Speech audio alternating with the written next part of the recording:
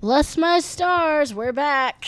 And unfortunately, we're not reviewing anything good. It's been a while since we reviewed something good.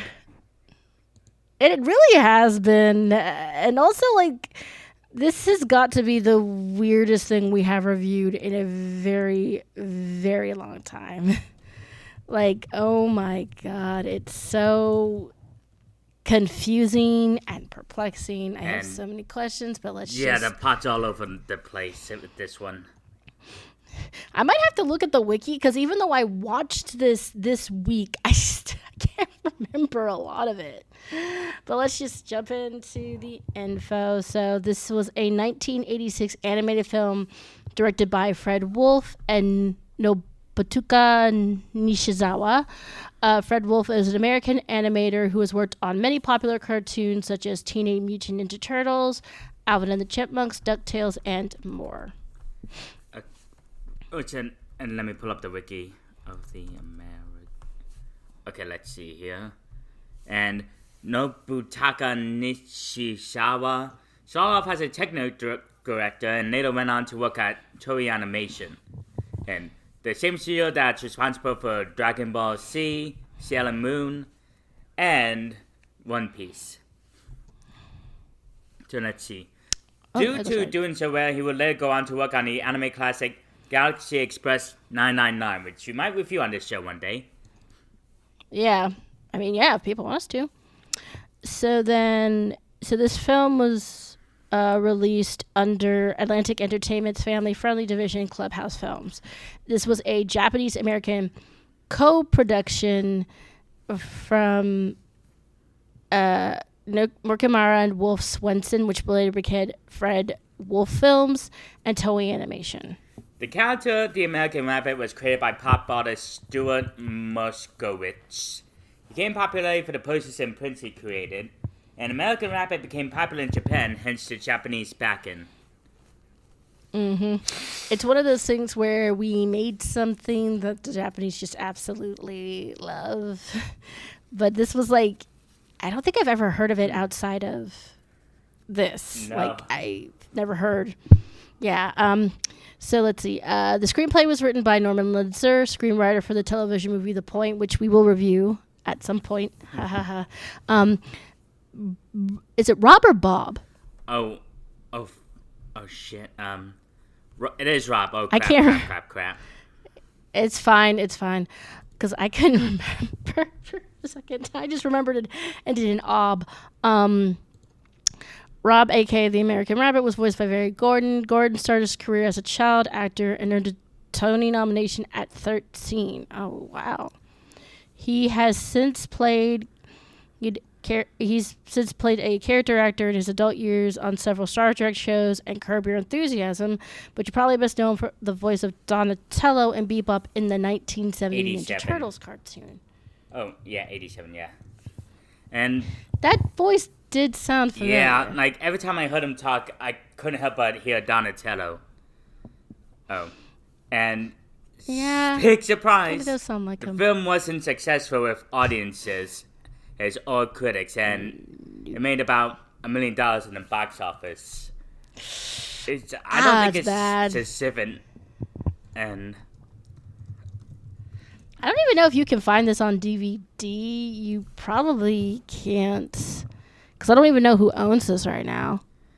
Yeah, we don't even know how much it. We don't know how the budget for the film, but it didn't that's not a lot. You normally have to make at least what, twice your budget back for it to be a success. Okay, so apparently it did release on DVD in 2005, but that was 20 years ago. Okay, so we're going to try and. So the thing about this movie is even from the go, it's really weird. Yeah, it takes place in a world of anthropomorphic animals, and there's this village made of rabbits, and one weird thing is that the rabbits, they just kind of have a crisscross thing going on. One side crosses over the other. One ear crosses over the other, I should say, which I thought was a weird choice. And yeah, that's actually true. all of the rabbits in the village look this way. Now, okay, so this is something that I always sort of have I guess it's one of my pet peeves when it comes to storytelling is Rob is born and he doesn't look like particularly unique, you know? He's just a normal rabbit, but oh my gosh, everybody's like, "Oh, look at this baby. He's so wonderful and amazing." And it's like he's literally just been born. Oh, yeah. I mean, if you see one baby, you've seen them all. Yeah. I'm sorry that's mean, but it's just how I feel every time I see a newborn baby. Well, like, and that's the thing. It's like the baby is special to the parents, but the baby has not yet. They can't do anything to be super duper special and amazing because they're still a baby. And then, so, you know, they're having a party. This random rabbit shows up. And see, now I think at first I didn't think it was weird. I thought it was somebody they knew, but I don't think either of the parents knew who he was because he appears, says some stuff about the baby, and then vanishes. Yeah, and that also happens in Rob's childhood when he plays on his sports team. Like, the father's watching him play, and he shows up in the audiences, compliments him, then disappears. And again, he's like, "Oh, wow, that's a great kid." And I mean, again, he doesn't seem to be that amazing. Like, I mean, we're seeing him play, but it's like he's not doing that much. And then he's just playing the game. Then no, go ahead. Oh, sorry. And also happens again when he's playing the piano, and then finally in his adult years, at least I think he's an adult, like maybe a teen, young adult. So, basically the parents are having a picnic, but then at one point a boulder, I believe, comes crumbling down towards them. Yes. And as they're under, like, there's a ledge they're under, and this massive rock just detaches itself from the mountain and starts to fall down. Yeah, and then Rob, as he runs, he suddenly goes into he changes into the colors of American flag, and little rollerblade wheels spawn from his feet. Like, he's not even wearing, and like, he's not even wearing and rollerblades, boots or anything. He's now got wheels on his feet. Why, we don't really know, because like he doesn't really use them that much. And oh, that random ass rabbit shows up again. And yeah, he's now in some kind of like a grand. He's a wizard now, apparently. Yeah. And he says that Robert is the American rabbit who's destined to do great things, and it's part of a prophecy, apparently. The first time we ever heard that they about never this, mentioned by the way. until they didn't mention it until now. But also, okay, so the thing is we don't really know this is America until like a little later. But the thing is, they never explain who or what the American rabbit is and how the rabbits get chosen. But here's another thing: is like, see, when I originally saw this, I'm like, oh, it's like they got inspired by Captain America, except it's not anything like Captain America. No, Captain America never had roller skates. And it's like, see, Captain America was created to sort of help boost American morale. I don't know why they made him the American rabbit. Yeah, I don't know why. I don't like this. It doesn't. I feel like he's really that patriotic to begin with.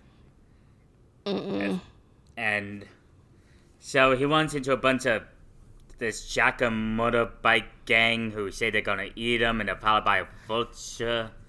And yeah, because apparently cannibalism is okay in this world. Yeah, yeah, right? It's kind of fucked up when you realize that everyone's an animal. Yeah, like everybody is. There's no humans at all. So it's like, why did they say that? Could they actually eat him or whatever? And then, I think he sees a club that is asking for a piano player, and since he's, Pandemonium is the name of the club, and it's owned by a panda.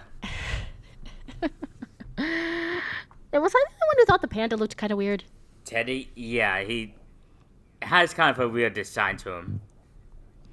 There's something off about the way Teddy is designed, because also he has a massive forehead. Yeah, he's really big, and despite being the shortest of everyone, he's like still really large. It's weird. And also this bar has like two bartenders who are these dogs. They seem depressed the entire time. And a female rabbit who Rob immediately falls in love with immediately, because for some reason every anime film during this era needed a love interest for the main character. Yeah, and also she's pink because, she's a woman. She has to be pink. And she's taller than him for some reason. Okay, whatever. And, since he's the most wonderful, amazing rabbit in the world, he gets the job because he first plays some really pretty, like, classical music. And they're like, well, this is a rock club, which it didn't really look like a rock club to me when we originally look at it. Looks more jazzy. But okay. Yeah. And then, so he gets the job, and, like, the next day, the club gets hit. Yeah, like those jackers from earlier, they threaten to destroy the place unless the owner gives them protection money, because apparently this is where they are now, our racket game. Yeah, but also the thing is that they basically destroy the club. So in order for them to pay the protection money, they would have to rebuild the club. So it's like, wait, why did you do that then? You didn't give them a chance to pay the protection money, and you just destroyed the club. And it's like really brutal what they do. It's not the fact that they just break some stuff. They like literally pull stuff out of the wall. They pull down ceiling fixtures and stuff like that. Also, Rob doesn't do anything during all this. No. Oh, like, he doesn't transform into an American Rabbit or anything. Instead, they decided to do a rally against jackals, apparently. It's almost kind of sounds like a Proud Boys thing. Oh, God. Yeah, so here's the thing. I've noticed one of the things about, like, when it comes to Japan, how they sometimes will not make things, what's the word I'm looking for? They sometimes will bring in like really serious subject matter, and it's like, I think this might be going over the kids' heads just a little bit. Like, you can have serious storylines, but the thing is just, it seems like they kind of there's so much crammed into this. Yeah, like that I don't think the kids incoherent and unfocused. Like, almost like this was several episodes that were crammed together in a made-for-TV movie, like a pilot for a show, which maybe it was. Yeah, doesn't it feel that way? Yeah. It does feel that way. Yeah, so they happen to be... and then we're introduced... Oh, wait, no, go ahead. You go ahead. Oh, no, oh, right, I forgot about that part. Like, there's... The jackals are working for this Dr. Doom-like guy named Walt, who's fully dressed and you can never see what he looks like, and he's joined by a buzzard. Okay, we gotta talk about this one, because, okay, first of all, this character has a really, really boring design, but also the thing is I think one of the jackals even asked, what are we, why are we doing this? And he goes, because we're evil. God. What? That's a motivation. Okay, guys, that's it. That's the motivation, but it makes no sense. That's okay. First of all, I've talked about this before. I'm gonna go on like a little mini rant. You have to make your characters feel realistic, even if it is a fantasy setting. Yes, these are anthropomorphic animals, but they still need to feel like they are realistic, and they just don't. And again, for a villain to just go, because we're evil, that makes absolutely no goddamn sense. That's not how villains work. They have to have a reason to do what they do, and just being like, well, I'm just evil. It's like, no, that's not how it works. There has got to be a reason for why you're doing all this. Like bottom of the barrel 80s cut animation there.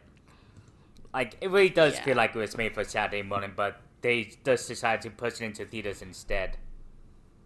Yeah, that I agree, actually. It's just the whole thing feels very lazy, and like, again, it doesn't make sense. But we'll return to the villain again.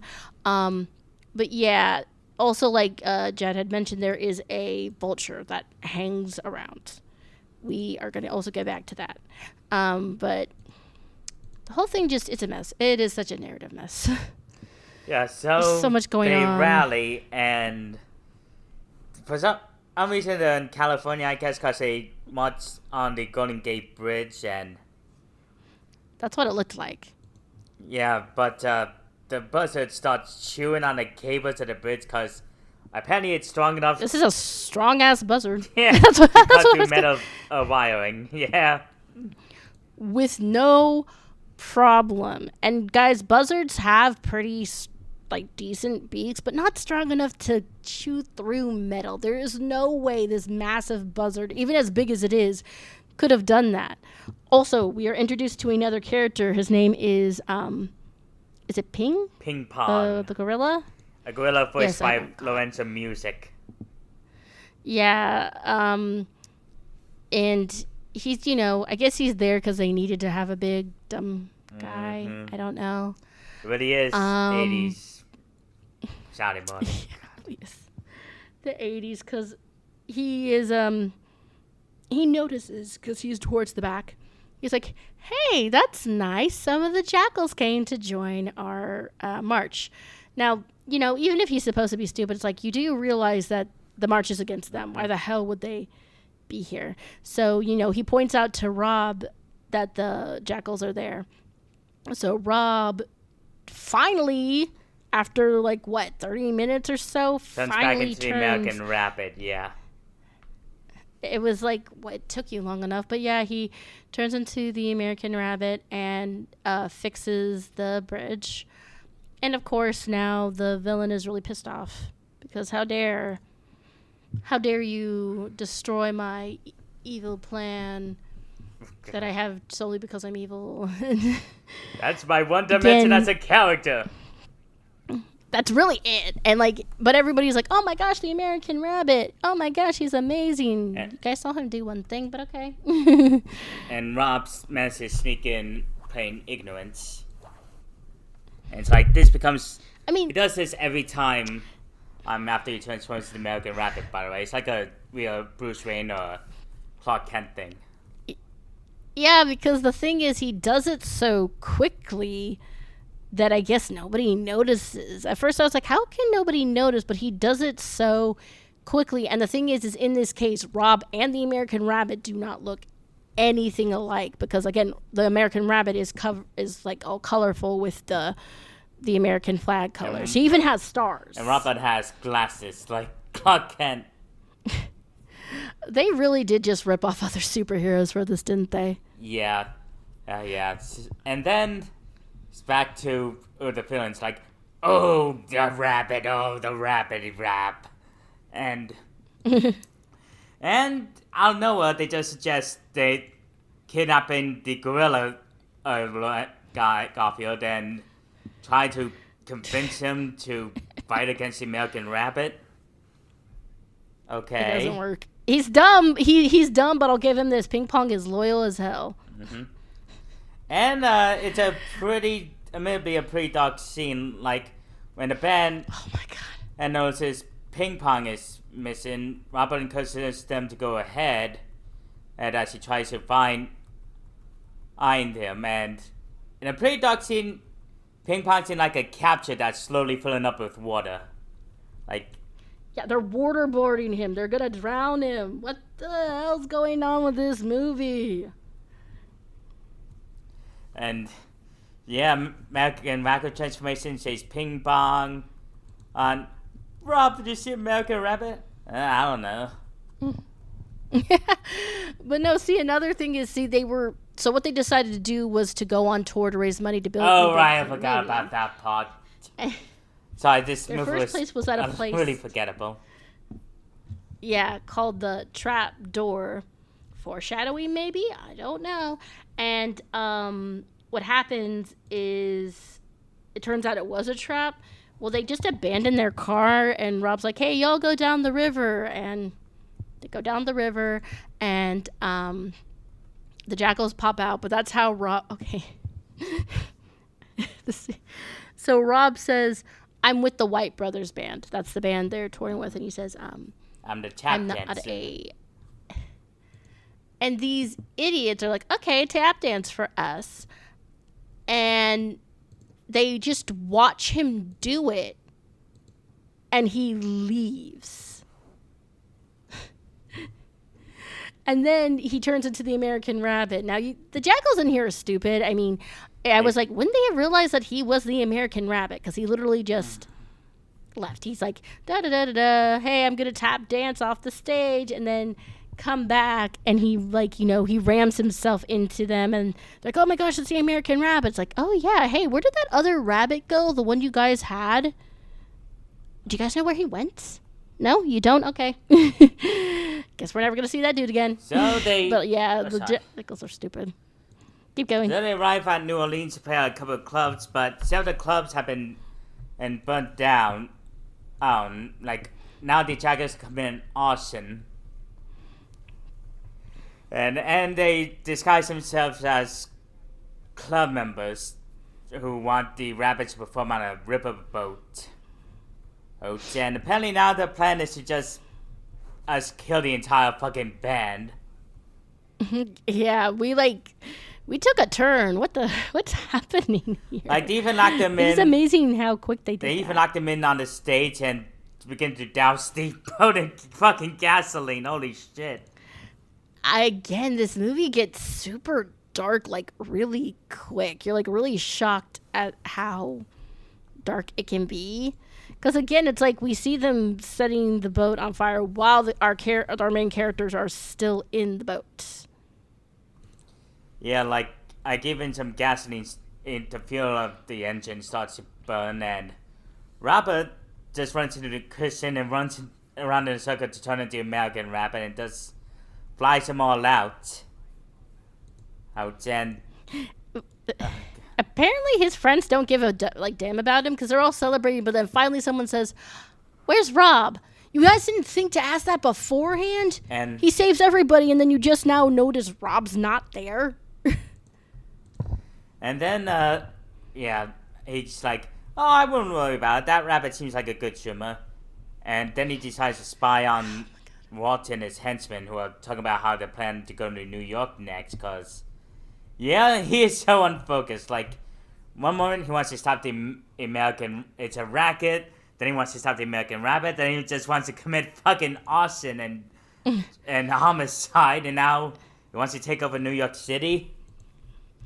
Yeah, the villain's, like, motivation, not only is the motivation bad and make no sense, but he's just all over the place. It is so confusing and ridiculous that he also is not really that much of a threat. He's not scary or intimidating or anything. Also, the reveal we get to is going to be kind of confusing later on, but so they go to New York by hitchhiking, and a family of moose that made chocolate give him a lift. Only problem is... they called them the chocolate moose. Yeah. And get it? Chocolate moose. This is where I tapped out. Like, they start talking to these penguins about instruments, and then after they leave, the walk guy's there and talks about something, and... fuck me if I really can confused realize me. what the hell's going on here. And now I didn't get it. That confused me. And now they kidnap the moose, because apparently whoever controls the chocolate controls the world. What? That makes no sense. And when was that established? Oh my god. And they start... this movie is so confusing. to find the public over to the Statue of Liberty to set up a trap where they plan Jack is planning to blow up everyone inside with dynamite. And the rabbit tries to stop him as Walt makes an announcement that unless he obey him, it just blow them all up. And this is where we get to the reveal, right? Mm-hmm. Walt's just a balloon, at least the guy in the suit's balloon, while the real Walt was the vulture all along. Like, how is... Why? I don't know why or how. It doesn't make sense. They never... Okay, so like I said, we have to remember that there's that vulture hanging on, that's like hanging out and everything, but it's like, first of all, how was he controlling the Walt puppet? I don't know how, and like, is he a ventriloquist or something? Because his beak never moves when he talks until after the reveal. Yeah, that's what I was gonna bring up, is that when it's revealed that he is actually the big bad, it gets confusing because the vulture is talking apparently, but he never moves his mouth. We don't see him move his mouth at all. And so it's like, how was he talking and making this thing move? And were the jackals really that stupid to never realize that it's the guy in charge is not the suit's not real? Did they ever not realize that? Oh, God, apparently like, they how never could did. you not? I guess I don't know. But yeah, it's just Walt threatens to blow them all up unless the American rabbit concedes and delivers a message about how he rules New York now. And what the? I'm sorry. I'm just trying to remember what the hell happened in this movie because it was all over the map. It really is. For such cardboard cutout characters, the plot made no sense. It was hard to follow. It is, and see, the thing is also the end is really fast. They like speed it up. Like it's the last 10, and then this is like the last 10 or 20 minutes in a film. Yeah, and it just doesn't make any sense. There's so much going on, yet not enough. And see, the thing is, the guys who the jackals take over, their takeover doesn't last that long. Nope. It lasts like maybe like 2 minutes. I don't know. Yeah, like when the jackals tell Walt about how no one refuses to pay them protection money, he just cusses them out while Rob plans on going back home because it was merely by the failure in the Statue of Liberty. But as he takes Ace a trip in a taxi driver, that elderly rabbit from the beginning and keeps saying he should make Who is this? I don't know why. It's never explained. We don't even know his name. He's never given a name. Like, he tells Rob, you should make a power play of your own. And Robert sees a poster for Niagara Falls and gets the idea to generate a force field because that's plenty of power of his that stops the flow of water that runs New York's turbines. Thus, Walt, who just happens to have a doomsday machine now, is unable to activate it because there's no power. This movie is so confusing. And the American rabbit rescues the two moose chocolatiers, chases the vulture in the snow. Oh, vulture tries to dive bomb him, misses, plunges to an icy grave. And is that how he died? Apparently. Guys, I know it sounds like I'm struggling, but I don't remember a lot about this movie despite having watched it this week. It's just so forgettable despite how weird it is. And so Rob and the pink rabbit embrace, and that's the end of this movie. Oh my Jesus. This really Go ahead. Sorry. This really had my attention span really struggled during this one. I'm going to tell you that. I mean, it's one thing when a show or a movie review is just bad or horrendous, but it's another entire thing, and when it's just boring as hell. Yeah. Like, yeah, this thing was, despite being so weird, it's really not that interesting or memorable. The characters are really boring.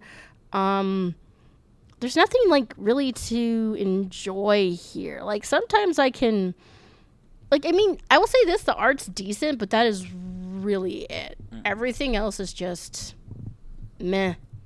So, what would you give this? I'm gonna give it a Same 1. a 1. Like, it was really forgettable. Yeah, it's boring. The characters are really dull, especially Rob. They make Rob like out to be this really special character. He's like amazing and everything, but he's just sort of generic. Um, like I also really wouldn't even show this like to kids because I can imagine them getting bored kids quickly. just. Oh yeah, not like that. And kids are not as like dumb as people make them out to be. They're gonna be like, this is dumb. So I can't recommend this. I really don't understand why this was so popular in Japan because it's just there's nothing. There's like absolutely nothing. So yeah, I would say skip this. You're better off. Okay, on to So- news and. Oh, sorry. I just added something. Do you want to start boy. with news or you want me to? You can start since you added this one. All right. So this was recent, but I wanted to talk about it anyway. So this is very sad for the music world. Bob Breyer, drummer of rock band My Chemical Romance, is dead at 44. Oh no. Yeah. Right now, there's not a cause for death, but the band has asked for patience and understanding as they process the news of Bob's passing. They were going to go on tour next year. I don't think they're going to now. Because I mean, it's not like about finding a replacement, but they knew this dude for years. He was their like friend and band member, so it's like I don't know. I don't think I'd be able to go on tour after somebody I knew and was so close to had died, Yeah, like I can't imagine them doing any more now after this. Yeah, I don't think I could either. I'd be like, you know what? It's just, I don't, and it's like, I feel like people don't understand. It's like, well, like Ringo Starr is still making music, but see, the Beatles had broken up before I think, like John and George Harrison died. The My Chemical Romance guys never went their separate ways. No, I don't think they did. Like, I mean, they, took a break and everything, but they never, it's like they've always performed together. That's always been their thing. So, yeah, I just can't really see them,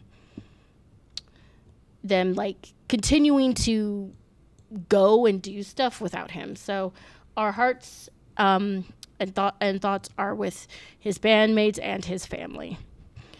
So now on to something that's kind of sad, but not as depressing. Pamela You added Hayden, this one. Simpsons voice actor, is retiring after 35 years. He was a voice in both Milhouse and Jimbo Jones on the show. Oh my gosh. 35 years, damn. So she's the first voice actor on the show who chose to retire. Like, this wasn't a death or anything. She just decided to retire. Oh. To be honest, I kind of can't blame her because I'm looking. She's 70. Oh my Damn. god. She's been doing this. When did The Simpsons start? 1989. I can't remember. 1989. So she's been doing this for like most of her life. I kind of think if I had been doing this for like, let's see, that's more than a decade. I'm trying to do the math in my head, but I can't do it. Let me get my calculator. It is, let's see. So it is 2024 minus 1989. That's 35 years. I kind of am not surprised. She's like, you know what? I'm going to like retire from this. Yeah, like, But I know man, Julie Kavner, the voice of Maude, she's 74, but she's not chose not to retire. Like, she even said she's willing to voice Marge until she dies. Like, wow, that's a commitment. I mean, that is dedication, but I think also the thing is you can't do The Simpsons without Marge. Wait a minute, she's not even the oldest voice actor on the show. No, that's Harry Shearer. He's 80. Who's he He voiced? voices Mr. Burns, Smither, Ned Flanders, Reverend Lovejoy, Lenny, Scratchy, Principal Skinner, Kent Brockman, and Otto. He used to voice Dr. Hibbert until... I like this comment. Pamela's talent and joy and love for her character has added a magic to The Simpsons that will never be forgotten, said showrunner and executive producer Matt Selman. Everything's coming up, Pamela. Aww. That is so sweet because for those of you who don't know, Milhouse had a catchphrase. I don't know if he still uses it. Yeah. Yeah. And so I think there's also something by Matt Groening. Pamela gave us tons of laughs with Milhouse, the hapless kid with the biggest nose in Springfield. She made Milhouse hilarious and real, and we will miss her. I'm actually really happy to see that none of the people on the show were angry at her retiring. They're all like, "Aw." It was a part of the show. Yeah, and she seems like she was genuinely loved. I know this is like a bittersweet thing. It's like, yeah, she's not going to be voicing Milhouse anymore, but I kind of also feel like even sometimes if you love a job, you sometimes might need to leave it just for yourself, you know? Yeah. I am. But yeah, go ahead. I am curious about what they're going to do. Like, are they going to recast her or retire her characters? Like, I think the only characters to retire were after the deaths of Phil Hartman and, let me see, who? The lady who voiced Miss Krabappel? Yeah, Marisha Wallace. Yeah. Marisha Wallace and when Phil Lamar died. Yeah, which I find actually... I mean, I think it's because with the woman who voiced Miss Krabappel, she had been there since the beginning. Mm-hmm. I think they felt it wasn't right to recast her character. But it says they will begin casting for Hayden's characters in the near future, and they're working on a tribute to her work. Yeah, I know that after Rusty Taylor passed away, they got Grey DeLees to voice her characters. Yeah. Again, I think with Miss Krabappel and the character Phil Hartman played, it was one of those things where it was too painful. Too painful. Like, especially with Phil Hartman's tragic passing. Oh, yeah. I think people are still pissed about that, but we're not going to get into that for now. Yeah. Indeed. I don't want this. And what is it, Rooty? The live action How to Train Your Dragon. I don't want it. Dean Blah is returning to direct this, but it's so unnecessary. It really isn't. And the guy who's playing Hiccup doesn't look a thing like him. I'm going to say this, though. The special effects actually look really good. But even still... Yeah, like, it almost looks like a Toothless, so it's plugged right out of the animated movie, almost. It really does. And so it looks weird with human Hiccup. Because he looks exactly like he did in the movie. They try to sort of, I think, give him more of a realistic texture. But he still has, like, the big green eyes and everything. I don't know. I don't want this.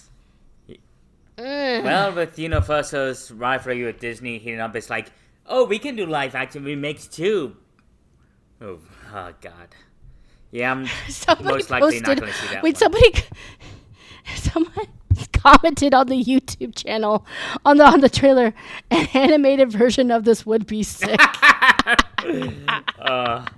YouTube commenters never let me down. Unless the racist ones. Yeah. That's what I'm skipping. It's not giving me anything. But here is something that does look much more promising, though. New trailer for Wallace and Gromit, Vengeance Most Foul. Feathers McGraw is his name? Oh my God.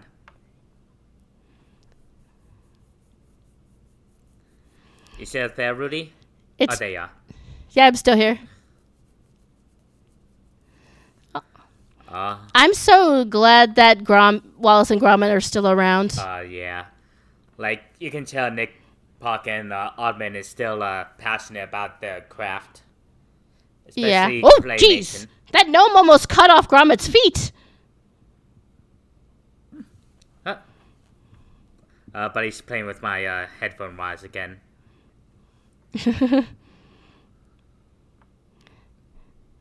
Oh. Uh-oh.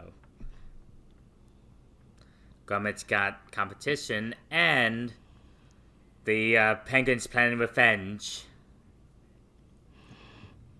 For those of you who don't know, in one of their earlier shorts, the wrong trousers, they allow a penguin to like stay with them, with room for rent. and it turns out that the penguin is evil. It's trying to steal a blue diamond, and to do it, it tries to use Wallace. Yeah, like the mechanical trousers he invented. Mm-hmm. Ed. And if it wasn't for Gromit, yeah, if it wasn't for Gromit, oh, he says the title. Like, he would have gotten away with it. And what's hilarious is that the penguin disguises himself as a chicken. He just puts a red glove on his head. Yes, and everybody believed he was a chicken. Okay, that I'm genuinely looking forward to, and it has like really good reviews already, which I'm not that surprised at. Now you added this. Oh yeah, the trailer premieres for The Bad Guys 2. I still gotta see the first one. I still haven't seen the first one either, but I've heard it's really good. Oh yeah, like a lot of people love it. This is basically, it's a spy movie for kids. Mm-hmm. Heist, actually. Yeah, heist movie. That's what it is. I couldn't think of the word. It was on the tip of my tongue because I'm like, it's like Ocean's 11. Mm-hmm. With an art style somewhat inspired by Akira Toriyama. Like, apparently they said... There's also... Apparently they said Toriyama's art style was an inspiration for the visuals for this movie. Really? Like, it has a somewhat stylized look to the character designs. Oh, yeah. It's also based off a book series. Yeah, and the first Bad Guys, it released, I think, in 2021, where it went on to be a surprise hit. Mm-hmm. Yeah, it was surprising enough for DreamWorks to greenlight a sequel, apparently. Yeah, they also, I think, have some, what do you call them, specials? Yeah, on Netflix, yeah. And a plot is an all-female heist gang forces them to go back into business. Yeah. Ah, buddy boy. How you going, fluffy man? Yeah, I really do like the style they do these movies in. That's one of the reasons I do appreciate DreamWorks. They do try to make all of their movies separate from each other. They like give them each a distinct style, which I do appreciate.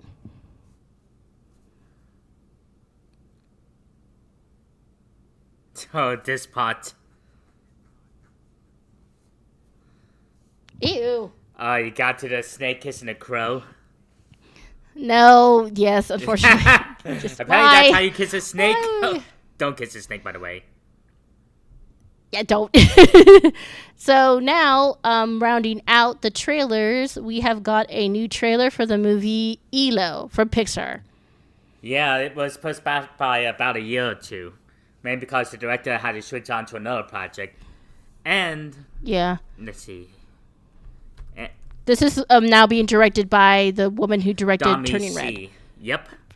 Yep.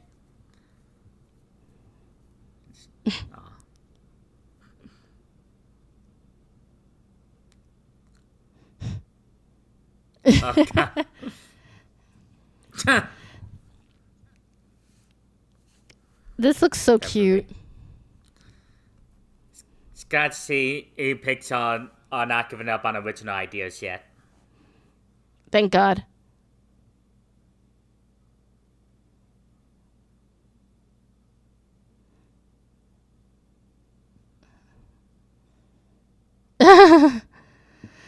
And it looks so pretty and like gorgeous. Mm-hmm. This feels like a return to form for Pixar. Oh yeah, like this is bathroom. That was actually pretty funny. I remember from the first teaser trailer, there was a line that cracked me up where Elio says, "I wish my mom can see me," and he says, "Oh, you ate your mom too?" And it's like, "What? No, is that something your species does?" No, just me. All right, now, I think this one's yours. Yeah. Do you want to read it? You haven't read the last one. Oh, okay. Masters of the Universe. Idris Elba talks to play Man-at-Arms for Amazon MGM. So, I haven't really heard about this, but apparently we might be getting a Masters of the Universe movie. Universe. I totally forgot for a second. I blanked out. Okay, but yeah, we're getting a Masters of the Universe movie. We're getting another live action one. The last one was, I think, in the 80s. I can't remember. It was such a long time ago. Yeah, and it was that live action one where He-Man steals a bucket of chicken, I think. And it was really bad. Yes. And, like, the only character that was still the same was He-Man. But I love Idris Elba. I mean, who doesn't? And he was that knight and He-Man's right-hand man, apparently. At least, yeah. I only watch snippets of He-Man here and there. Sorry if I don't know what's going on. Okay, so Man-at-Arms was like one of He-Man's like best friends. He was, let's see, there was him, Master of Arms. He had a daughter. I can't remember her name. And then there was the tiger, the green tiger. Yeah. So his real name is Duncan, but everyone really knows him as Master Man-at-Arms. And he's sort of like an advisor, and also like part of the Royal Guard. And his daughter Tila is also really close to. She's the captain of the Royal Guard. I thought she was She-Ra for a second. Or is she someone else? She kind of does look a little. They do kind of all the females look similar. So yeah. I mean, I'm interested in this just because they could make something good. The She-Ra series was really, really good. So I mean, who knows? We'll see. I'm kind of excited to talk about this. It's all you. All right.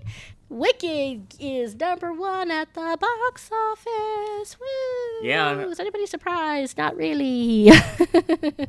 Yeah, like this is a real big win for music lovers out there. Oh yeah. So if you have been living under a rock, I was like, there's no way you wouldn't know what the heck is going on with Wicked. So it was based off. Okay, this one's gonna be hard. So it was based off a musical that was based off the movie that was based off a book. That was a mouthful. And because it's originally based on the novel Wicked, The Lives and Times of the Wicked Witch of the West, and that was inspired by The Wonderful World of Oz and the original movie. Now, I haven't seen it yet. I'm seeing it on Wednesday, but you guys know I love everything Wizard of Oz related, so I was super excited for this. When I saw the trailers for the movies in theaters, I was genuinely excited, and I'm really happy it's doing well because I kind of feel like we haven't had a lot of movie musicals in a while. Yeah, it's been a while.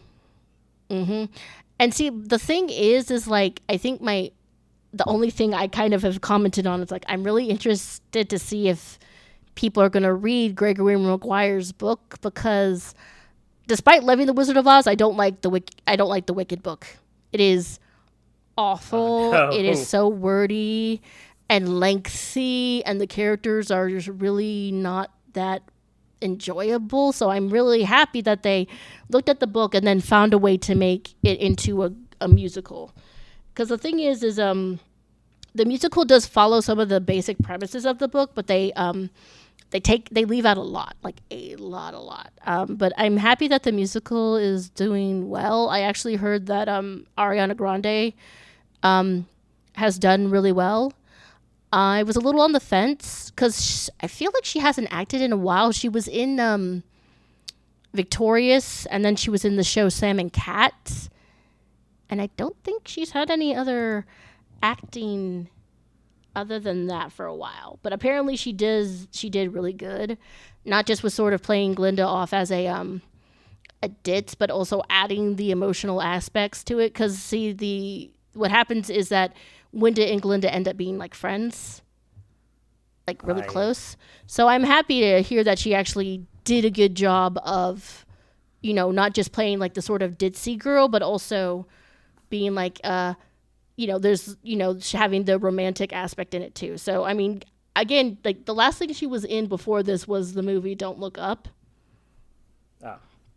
So yeah, I'm excited to see it, but apparently the second Gladiator film is not, I guess, doing as well as they thought it would, because it only opened with debuted to number 2 in the box office with 55 million. It seemed to be seemed to be doing better overseas though. Yeah, see, I've noticed that when it comes to like action-y kind of films, those sometimes have a tendency to do a little bit better overseas. I'm not saying it's not a good film. It's just I've heard sort of like people are kind of mixed on it.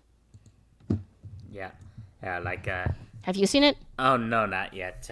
I really want to see Wicked though. Oh yeah, I wish we could see it together. Same, yeah. Okay, so I don't want to take this one just because I just took the Wicked one. But do you want to take this one, and then I'll let you read the next two? Okay, so literally it's like we set this up so the next two things were things that I'm obsessed about. So we have some sad news. Muppet 3D Vision is in fact closing down. Aww. But good news. The Rock and Roller Coaster is changing from Aerosmith to the Muppets. More specifically, the Electric Mayhem. Mm-hmm. So now, Muppet Vision in 3D is a kind of what it sounds like. It is a 3D show that also Stars the Muppets. That focuses on that stars the Muppets, but it's kind of also more 4D because there's a part towards the end where Sweetums the Muppet comes out, and there's a lot of like stuff in like that's built in to be part of the show. Like the Swedish Chef and it was also one of the last. Yes. A lot of people are really upset because this is like one of the last things Jim he Henson worked on. Yeah. However, from what it sounds like, I don't think Disney is completely scrapping it. I think they might be possibly trying to find a place for it. Like, because the way they've been talking about it, it doesn't sound like they're completely getting rid of it. Like, fingers crossed and everything. But, like, the thing about the Rocky and Roller Coaster is Aerosmith. I'm not going to say that Aerosmith is, like, not important to the world of rock music, but they haven't really stayed relevant, you know? Yeah, plus I think one of them, the members of the gang, has, like, a sexual harassment scandal going on. Yeah, I think you're right. I remember hearing about that. And, like, one of the things about Disney is Disney tries to stay, I guess, modern? I don't know if that's the word I'm looking for. Modernize things, like just try to keep them relevant. And I can also imagine that since they're not using the Aerosmith name anymore, they don't have to pay royalties. So that's another big Probably. reason. That's also probably another reason. But I think also it's just, I feel like more people now know who the Muppets are than Aerosmith. And I don't even know if Aerosmith is still, like, together. I think they're having their last tour right now. Probably. Like, see, I think, like, the thing about Disney is what they do is they try to update things. Because we've been seeing them, you know, trying to get rid of a lot of, like, the racist stuff in the parks. Yeah. They're trying to make things more but also like it's just the Muppets I feel are more culturally relevant. So that's probably why they're doing this, but also it does make sense. Yeah, I remember John saying that he's surprised they threw Muppet fans a bone when it came to this. Yeah, same here. Because I really thought originally they were just going to cancel Muppet Vision and then not do anything with it. But I'm appreciative that they're going to at least still have it in the parks. And I'm kind of hoping, since it's like a ride, maybe then people will be like going to it more and be like, hey, can we get more Muppet stuff in the parks? Like, I mean, I'm trying to be optimistic about this. I know people are upset, but you know, I think this is better than just getting rid of Muppet Vision completely and then giving us like nothing. So, okay, I'm going to let you do the next two. Let's see here. Yeah.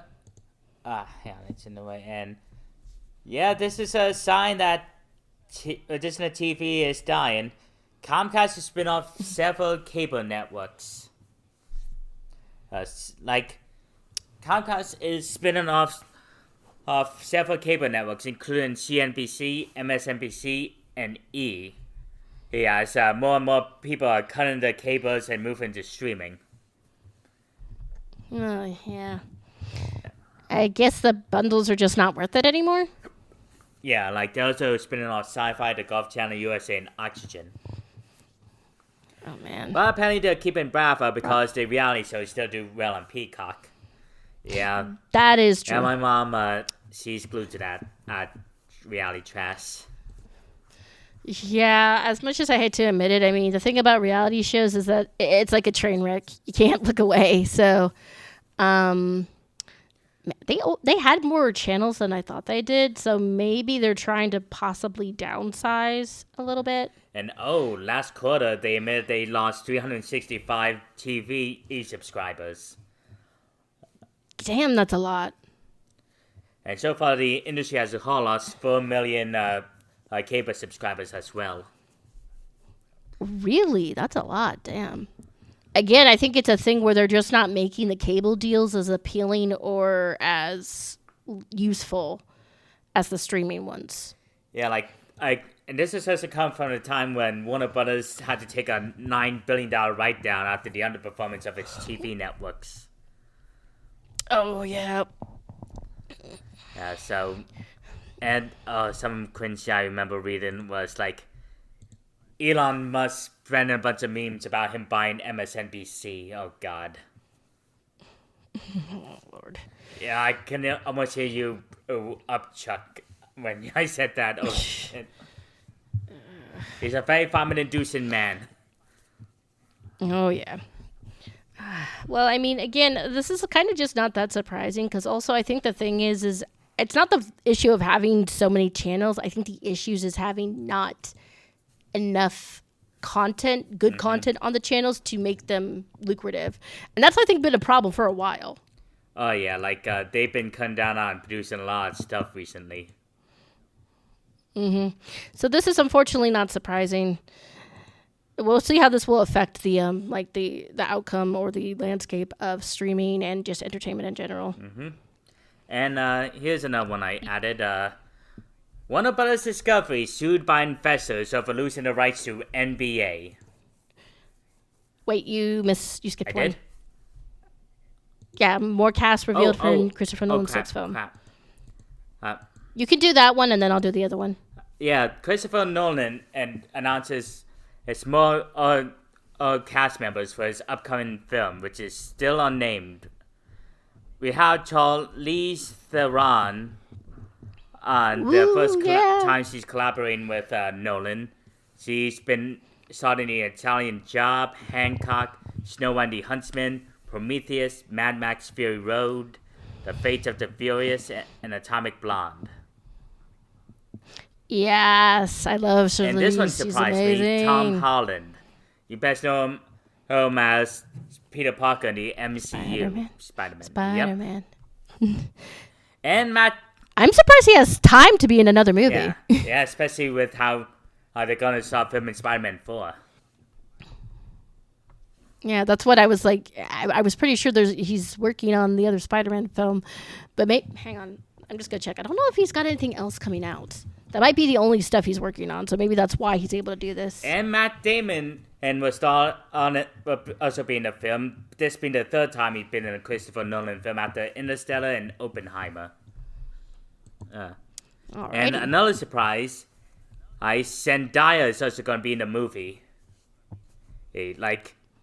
Oh, so her and her boyfriend are starring in the same movie again. And next, Anne Hathaway. Woo! He previously he was in The Dark Knight Rises and Interstellar. So this might be seems to be the third time she's been in a Nolan movie. And Lupita Nyong'o. Sorry if I butchered that last name. So I think the story should have her be dating whoever Anne Hathaway's character is. Just put two pretty women together, please. And another surprise casting, Robert Pattinson. Hell of a turnaround career he's having. Not only was he the Batman, he voiced the titular heroine in The Boy and the Heron. And we've talked about this, but I think for those of you who do not remember, if you didn't grow up during this time or weren't around, he was originally Edward from the Twilight series. And the thing is, a lot of people kind of thought he would be a one-trick pony. He obviously hasn't been. Both him and Kristen Stewart have gone on to have fantastic careers, and I think people were surprised because there was this idea that he was a bad actor. He wasn't. The only reason he was in the Twilight movies, he specifically said, I need to get my name out there and I need the money. And he got paid really well for those. So the thing is he's now taking the roles that he wants to take. And a lot of them are kind of weird and bizarre, but he puts so much effort into whatever he's in. And I think that's why everybody appreciates him. And like I said, it was the same with Kristen Stewart. She's like, I don't want to be in this movie. I hate the Twilight books, but they pay really well and I get my name out there. It's that's, again, I think a lot of people don't understand. They took those movies because they needed the money. And now look at them. Yeah, holy crap. I'm pretty sure, haven't they both been nominated for Oscars? Hell if I can remember. Because I do remember, I think Kristen was in that show where she played somebody famous, but I can't remember who it was. I'm blanking on the name. I'm so sorry. You guys can tell me in the comments. But yeah, she was in the movie Spencer as Princess Diana. And I think she was nominated for an Oscar for that because I heard she did a stellar job. I'm not sure if she won though. Yeah, but they've both had such fantastic and amazing careers after Twilight, and I could not be happier for them. And I'm actually excited about this Nolan movie just because this cast is phenomenal. So, fingers crossed. Warner Brothers we'll get a title for it soon. Shot themselves in the foot by pissing off Nolan. They're probably still so pissed at themselves. They offered him a 7-figure check to return to Warner Brothers, but he turned it down. And he said no. Yeah. That's one of the reasons I have so much respect for him now, because I didn't know about the check thing until we were talking about it. And the fact that he turned that down and said no, that just proves how strong his morals are. So, yeah, I'm excited for this. But the next story kind of ties into what we were talking about. You got this. As Jad was saying, Warner Brothers Discovery is being sued over the loss of the NBA rights. Oh, boy. They're fucked, aren't they? Yeah, so a proposed class action filed in the New York Federal Court on Monday accuses Warner Brothers Discovery of mischaracterizing the impact of losing the rights to regular and post-game seasons for its TNT network could have on its business. In August, a month after the NBA officially rejected Warner Brothers' offer to match the right packages that it cut with Amazon, the company took a $9.1 billion write-off. Oh my gosh. And what's hilarious is that shortly after Salazar became president of Warner Brothers, he kept going on, we'll be fine without the NBA. We'll be fine.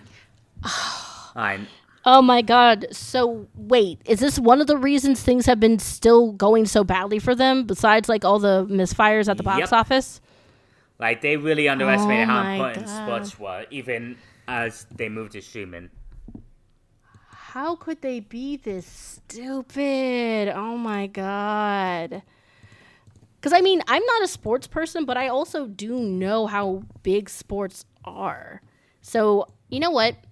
I kind of don't blame the investors for being angry in this situation.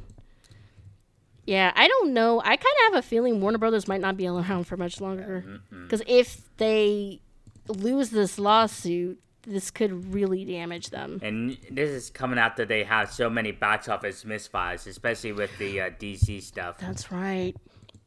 The Flash was a big failure. So was the last Shazam movie, the Black Adam movie. Nothing. Blue The Beetle, only hit they had. Aquaman 2 and Oh, Joker yeah. 2. Oh yeah, and Joker 2 is still like that happened Yeah, this year. like lost nearly $200 million for the studio. And like before anybody says, well, what about Barbie and the second Beetlejuice film? Guys, that's not enough. Those are the only two like hits they've had in like the past 2 years. That's They're like on not the enough losses more for them than to ate into survive. the profits those movies made. Oh yeah, because like while they made profits, it's like all of those profits don't even I think add up to all the money they've lost. Like I doubt it. Also, 9.1 billion. That's a lot of money. Jeez. I know. So if they sue the company, I wonder what will happen. Do you think they'll fire Zaslav or fire other people? We'll see. Well, only time will tell. All right. Now, I just literally added this because I thought I had added it, but I've forgotten. No. Marilyn Manson drops defamation lawsuit against Evan Rachel Wood. Fuck you, Manson. So, for those of you who don't know, Marilyn Manson used to be a popular metal performer. Well, it turns out he's a piece of shit. Mm-hmm. He's a serial rapist. Well, yeah, and he tried to take a page out of his bestie Johnny Depp's playbook and tried to sue Evan Rachel Wood for lying, even though, you know, she wasn't. So, yeah, I think... So here's the thing. I think the people behind this, like his legal team, thought Manson was popular enough to win this. He's not. Mm-hmm. But also, it's not just her who he hurt. There's like several women who have come forward and said, this man, like, sexually assaulted me. So it's not like she was the only victim. So... Okay, the only thing that really pisses me off is he's only paying her $3,027 in legal fees to Rachel. She deserves so much more. Definitely. Yeah, to be honest, I don't understand why Manson thought this was going to work, but also, like, it's another thing. I keep reading this up, but Manson has not been relevant for a very long time. No. When was the last time he made music? Let me see. When was the last time he made music? I'm trying to check. He had a fall from grace many years ago. Oh, yeah. His fall from grace was sort of shocking just because he was a major stay in the metal world. But I think also he was married to the burlesque star Dita Von Teese, and they got divorced in 2007. I think that might have affected him, too. Oh. But, I mean, I'm glad she didn't stay with him. But even so, when was the last time this dude made music? Wait a second. He released an album this year. What? The fuck? Oh, God. Yes. One assassination under God. Jesus. This was released this year? How the hell has nobody heard of this? Oh, it didn't do that. Jesus. I'm looking at the peak position on the charts. I don't think it was even on the American Billboard. Oh my gosh, this song did really badly. This album did shit. Maybe that's why we didn't hear about it. Oh gosh, I love ragging on terrible people. All right, now is this one mine? The last one? Let's see, which one is this? You added it. Okay. So this was something I had heard about recently. So we even mentioned him. I was talking about Ringo Starr, who was the drummer for the Beatles. Well, they are apparently doing Beatles movies. Movies? That's right, not a beat. Yeah, not a Beatle movie. Beatle Holy movies, crap. as in they're making 4 biopics, each dedicated to one of the Beatles, Oh my god. and each one will be released separately. I don't know how I'm gonna try to say this guy's last. I don't know how to feel about it either. I'm gonna try to pronounce this guy's last name. Barry Keoghan is gonna be Ringo. Now, I'm not. There have been a lot of films about the Beatles, but I don't think there's been. Has there been any Beatle biopics? No, I'm gonna I don't think check, there has. yeah, that's the thing is, I think this might be the first time doing it, but like, the thing is they're doing 4 separate films. How are they gonna do this? Will they film the films together? Or will they... Yeah, this is really confusing. I'm not sure how they're going to do this. And here's the thing. On Reddit, I'm part of a bunch of different subreddits, and my username is Yellow Submarine, and I'm like, you know what? I don't think I want this, because that just seems... I don't know. It doesn't say if they're all going to be directed by the same person. I kind of have a feeling they won't be. And right now it says there's no deals, like, other than Barry. Like, right now there's no talk of the rest of the cast so far. It seems like Barry is the only one who's been casted. So, oh wait, no. It seems like he might be casted. He wants to. It's like it's not official. I think there are rumors circulating around that he wants to be Ringo. I mean, I kind of don't think he looks like Ringo, but also I don't know if this is going to be a musical.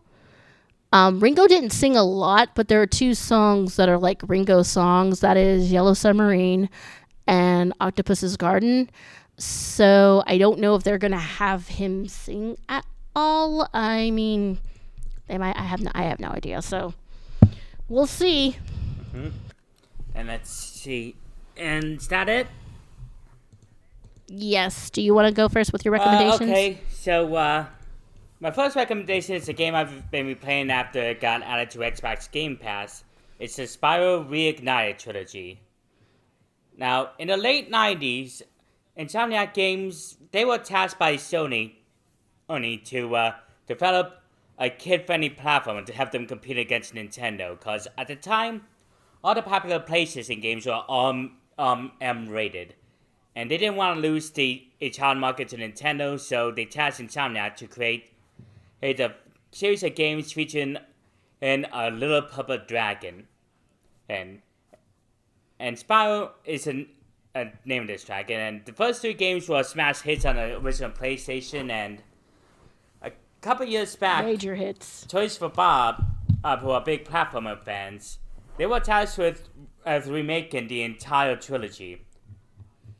Like, they did an amazing job. Like, all the encounters look amazing. They've been redesigned from the very simplistic polygon shapes to look like actual animated characters. And a remaster, which I think original composer Stuart Copeland worked on, also oversaw some of the arrangements for this game. And it's a must for any collectathon platform fanatic like I am. It's on PS4, Nintendo Switch, and Xbox, and recently got added to Xbox Game Pass, so I definitely recommend that. Yeah, I actually played the Spyro games when I was like younger on my friends' consoles. I also recommend it. And my second recommendation, another game, Super Mario Party Jamboree. Now, this is a really big Mario Party game. Like, not only is there an extensive online mode where you can play Mario Party with friends locally or over the internet or just with random strangers, but they also got several minigame modes and lots of minigames. Some of them return classics, some of them require hand-eye coordination, the others even have motion controls. It's like there are several modes to play the games in, minigames in, and even one mode that I've been hooked on was the Kubathlon, where you race against other players in laps where every time you win a coin in a mini game, you move for space, and you gotta do it, collect a bunch of coins in order to win first place in a race. But after every 3 mini games, you're hit by a Bowser mini game, where if you lose, you get sent back multiple spaces. Oh no. Yeah, and a little teaser, me, John, and Christine have been recorded last night for a playthrough, and it got real cutthroat. I knew it. I'm not surprised. Yeah, so, right. if you love having fun with your friends, and if you desperately want to end your friendship, Super Mario Party Jamboree is the way to go. Okay, so, all right. Both of my recommendations have been books because I haven't really been watching anything new recently. But first up is the book I'm currently reading. I'm not done with it yet, but it's really good. It's called The Poison-Free Drink by Bethany Baptiste. It is set in like the modern world, but magic exists. And I'm just gonna say this: if you don't like stories that have like, I guess, not, I don't want to say politics, like real world stuff in it. This kind of mirrors how like people of color and have been dealing with like oppression even now. And also she was part of this like Bethany Baptiste, who wrote the book. She was like part of this smear campaign from another author who was trying to get a bunch of books. I guess she just was trying to give them bad reviews. So, to support the authors that got like screwed over, I wanted to help. And I've really been enjoying this book. So it's about a girl named Venus Stoneheart, who is a brewer. She makes illegal love potions. And everything is great until her mother is murdered. And somebody gives her mother's murderer to her like on a platter. And, being sort of blinded by rage, she takes like the offer the person gives her, and she has to do even like more illegal stuff, and she's trying to keep her sister alive. There's like, it's during a time of like political unrest, and like after all that's been happening, it really hit home. But it is so well written how Bethany like writes about rage and sadness and desperation. She does such a great job with it. I highly recommend it. I will say it is very heavy and emotional. So just a heads up, keep that in mind. And I'm also recommending another book because, like, we mentioned Wicked. If you guys want to understand some of the, like, references in Wicked, or if you've read the Wicked book and you want to learn more, I recommend The Wonderful Wizard of Oz by L. Frank Baum. So The Wonderful Wizard of Oz, of course, was originally a book before it became a movie. And while I do love the movie, there are a lot of differences. And also there's some stuff that they left out in the movie originally. Like, for example, the shoes were not red, they were silver. But since they had just started using Technicolor, they're like, hey, let's make the books ruby red. Which kind of makes sense. It's like, let's make them really pretty and let's make them stand out. But also, like, one of the darker things is, like, the thing about L. Frank Baum is while he was very creative and very bright, some of the stuff in the book is really dark because they don't say this in the movie, of course, but in the original book, what happened is the reason the Tin Man is the way he is, he was a human. You want to know what happened to him? Someone enchanted his axe and cut off his limbs. Oh, my God. So in order to continue doing his work, the Tin Man went to like a tinsmith and he was like, hey, could you make me a new leg? Can you make me a new arm? Can you make me a new foot? Until he became the Tin Man. So it's like, even though it is very fantastical, it can be really dark. So if that's something that might bother you, I can't recommend this. It's like, again, it's sort of passed off as a very creative, fantastical world, but sometimes it can be a little like dark. You'll stop and be like, dude, what the fuck, but it's really fun. I highly recommend it if you have not read the book yet. So now that, November is ended, we're going into Christmas, but we're we're going to be reviewing a non-Christmas movie this month, but we're starting off with a movie called The 12 Days of Christmas. I know the podcast will not be streamed over 12 days. So we will see you next week. Get ready for holiday cheer. Yeah, have a good one. Bye.